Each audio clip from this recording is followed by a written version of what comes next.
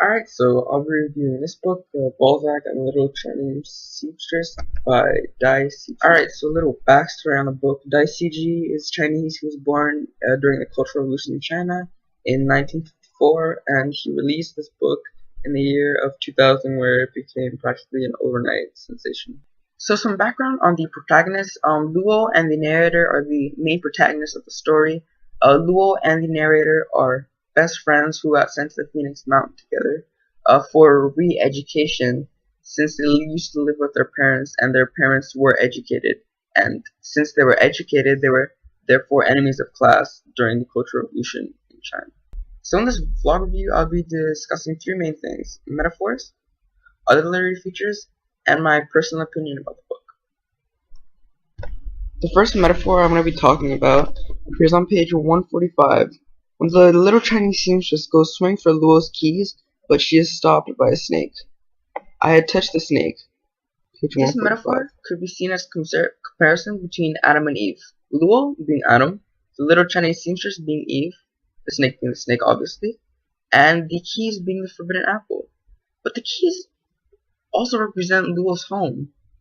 This metaphor shows that Luo can never go home, as it is the forbidden apple, the forbidden fruit that Luo can never have. Another metaphor can be seen on page 141, with quotation, "Today, however, we lost the keyring in the depths of the pool."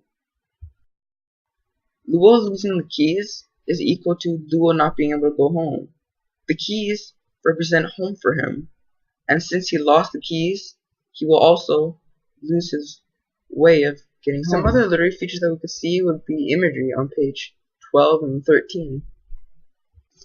On page 12, the narrator described Phoenix Mountain as hopeless, as he says, "The poor sparrows and common birds of the plain can never soar to its peak, or there was no road to the mountain, only a narrow way threading steeply through great." However, on page 12, there are a lot of references to the economy. As the narrator says, the production of copper has been in decline, or local populations to grow opium, or as all the opium growers are armed, after harvesting their crops, they spend their time attacking anyone who happens to pass by. Both of these perspectives giving extremely different views and images of Phoenix Mountain. As for my personal opinion on the book, I think it was a great book with a mediocre and uneventful ending. The book all along was hyping up the red-beaked raven and the dreams the narrator had with the little Chinese seamstress dying. Like, it was all in vain, because all she did was she left. And I understand that these could be a symbol for her leaving, but I still find it a little bit uneventful. Regardless, it was a great book. I do, however, think that this book shared a lot of good life experiences with jealousy and how to deal with abortion, and what do you do when your best friend is dating the girl that you love.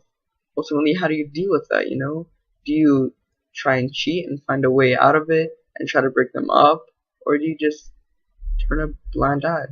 Or a realistic way of how to deal with abortion and what a teen might feel like when they're going through this phase. It happens to thousands of teens every year, but how do they deal with it, you know? It gives you some insight on what they might feel. Alright guys, thanks for watching. See you next time.